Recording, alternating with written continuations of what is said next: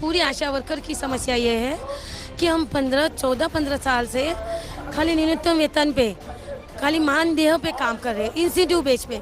पर इंसेंटिव बेच के नाम पे सरकार हमारे से, हम सरकार के बारे में कुछ नहीं बोलना चाहते। सरकार हमारे लिए जो करे अच्छा ही कर रही है, जो भी सोचा अच्छा। पर जो भी हमारी मांगे हैं सरकार तक हमारी पहुंचती नहीं है। तो हमको सरकारी कर्मचारी घोषित करो, जो हम काम करते हैं उसका न्यूनतम वेतन हमको मिलना चाहिए। जैसे कि इंसेंटिव बेच पे हमसे बहुत छेतरा जाता है, बराबर। सर्वेक्षण की बात बोलो, हेल्थ डिपार्टमेंट का पूरा काम हमसे लिया जाता है। पोलियो, एएनसी, पीएनसी, एडोलेशन, 0 से 5 साल के सभी बच्चों का गाइडेंस करो, उनको टीकाकरण कराओ।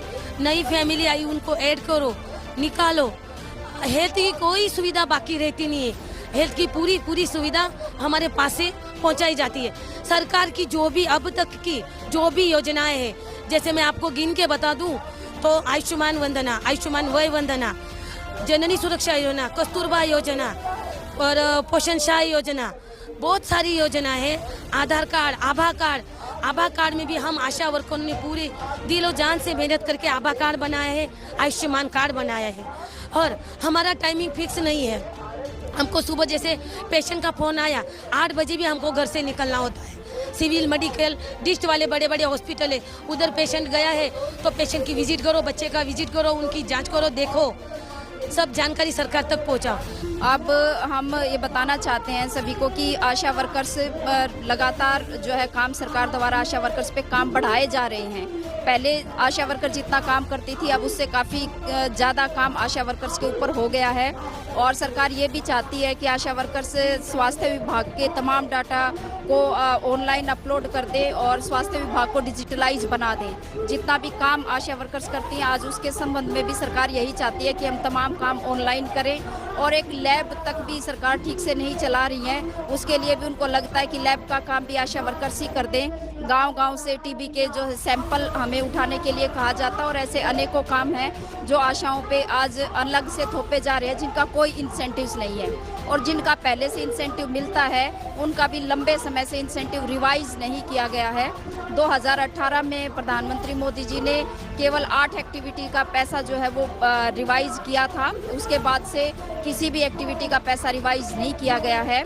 और इस देश के अंदर केवल आशा वर्कर्स ही ऐसी होंगी मेरे ख्याल से जिनके 2005 में कुछ इंसेंटिव्स तय हुए थे और 2005 से आज तक उनके वही इंसेंटिव्स चल रहे हैं। कुछ इंसेंटिव्स 2012 में तय हुए तो उनको कभी रिवाइज नहीं किया गया। हम चाहते हैं कि सरकार की तरफ से कि हमको जो हम काम कर रहे हैं उसका हमको सही वेतन दिया जाए। अभी हमको यानी कि 2000 रुपये यानी कि यहाँ से मिलता है, राज्य सरकार से मिलता है और 4000 रुपये केंद्र सरकार की तरफ से मिलता है। और कभी वो भी उसमें राशि में कभी डलता कभी नहीं डल पाता, हर महीने नहीं डलता वेतन हमारा। समस्या तो बहुत सारी है, फील्ड में भी समस्या आती है।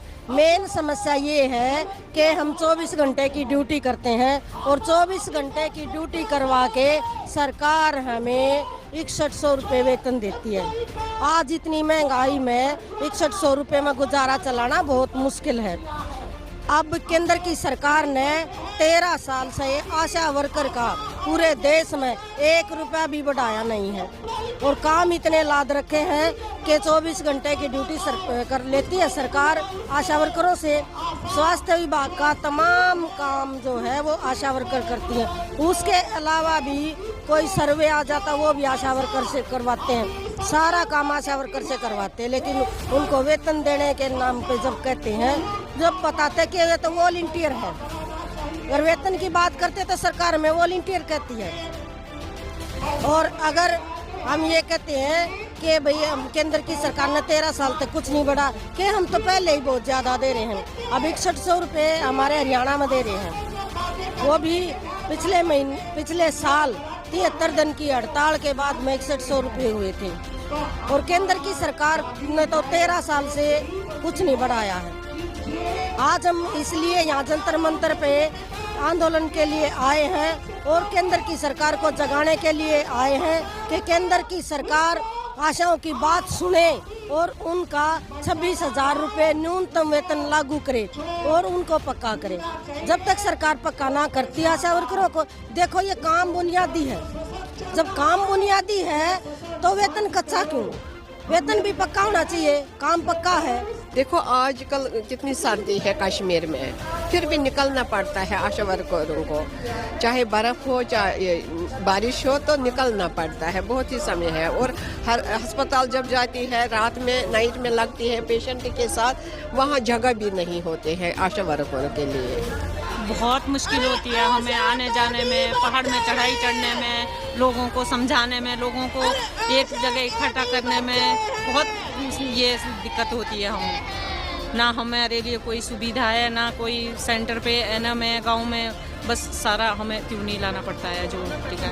जितना हम काम कर रहे हैं अपने पहाड़ी क्षेत्रों में, जो बोलते हैं कि पहाड़ है, पहाड़ी क्षेत्रों में बहुत मुश्किल है काम करना। वो हमें ही पता है कि हम किस ढंग से मोटिवेट कर रहे हैं, किस ढंग से संस्थागत प्रसव करवा रहे हैं। जो एक महिला संस्थागत प्रसव करने के लिए बहुत बार सोचेगी कि मैं कहाँ करूँ, क्या करूँ, और क्या फोकस है सरकार के कि संस्थागत बच्चे कराओ। संस्थागत बच्चे किस ढंग से कराएं, क्योंकि पहाड़ों में स्थिति बहुत खराब है और स्थिति खराब होने के भी बावजूद हम संस्थागत ही प्रसव करवा रहे हैं और हमें मानदेय के तौर पे कुछ भी नहीं है, कुछ भी नहीं है। तो हम ये चाहते हैं सरकार से, हमारे ये मान है हमें पक्का कर्मचारी बनाया जाए, 26,000 न्यूनतम वेतन दिया जाए। उसके साथ साथ ये भी मांग है कि इंसेंटिव्स को भी हमारे रिवाइज किया जाए। सरकारों पे असर तो पड़ता है, लेकिन सरकारों पर असर पड़ते हुए भी सरकार अनदेखा करती है बात को। और रही आंदोलन की बात, जब तक हमारी मांगे पूरी नहीं होंगी तब तक हम अपना आंदोलन जारी रखेंगे, बल्कि और तेज करेंगे अपना आंदोलन।